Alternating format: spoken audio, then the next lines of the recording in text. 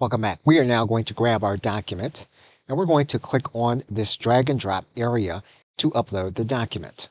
What we're then going to do is click Create. What you'll see then is that 11 Labs will then create the project for you.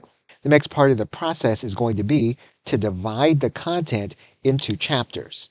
So we're going to cut out one part. We're going to create a new chapter. To add the chapter, we're going to click on top of the element. We're going to paste in our content. We'll hit Control Home to go back to the top. We'll then get all of the other information. We'll then do is we'll get all the other information and we'll move it to the next section.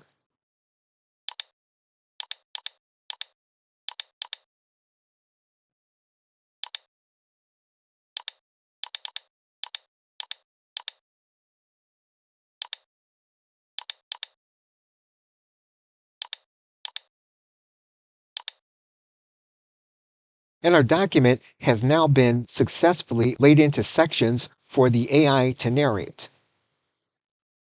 Okay, so thanks, and I will see you in another video.